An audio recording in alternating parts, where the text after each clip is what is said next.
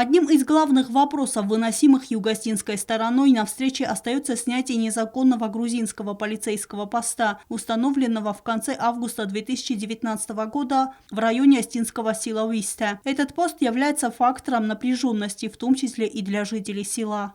С этим постом вот сейчас был связан один, это можно сказать не инцидент, но он вызвал у нас обеспокоенность, поскольку для доставки продуктов на этот пост использовался бронетранспортер.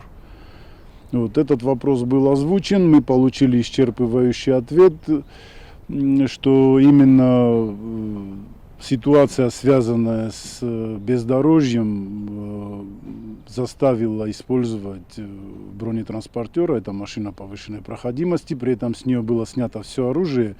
111-я встреча прошла под председательством нового главы миссии наблюдателя Евросоюза в Грузии Димитриуса Карабалиса. Заместитель полномочного представителя президента по вопросам постконфликтного урегулирования Егор Кочев отметил, сегодняшняя встреча показала, что тенденция на конструктивный диалог будет продолжена. Надеюсь, что его председательство не вызовет каких-то серьезных изменений в взаимопонимании между сторонами, взаимопонимании между нашей делегацией и сопредседательством, сомодераторством Евросоюза и ОБСЕ.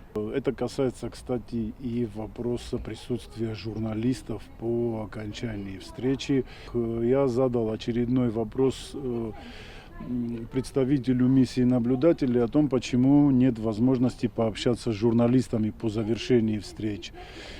Пока что я конкретного ответа на это не получил, но буду продвигать этот вопрос, поскольку он имеет достаточно серьезное значение в плане доведения информации до слушателей с той стороны. По словам Егора Кочева, за прошедшее с предыдущей встречи время не было зафиксировано случаев нарушения государственной границы Южной Осетии. Было минимальное количество инцидентов, связанных с полетами беспилотных летательных аппаратов.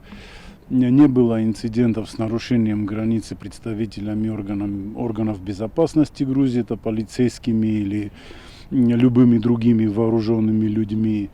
Можно сказать, что это был такой самый спокойный период, начиная с середины января по вот настоящее время. Мы очень надеемся, что эта тенденция будет продолжаться, и нарушения, которые идут вблизи государственной границы, либо связанные с ее нарушением, будут сокращаться. Следующая встреча в рамках МПРИ намечена на 25 апреля. Эльвира Типилова, Ринат Медоев, Зарима Арсоева. Информационный выпуск сегодня.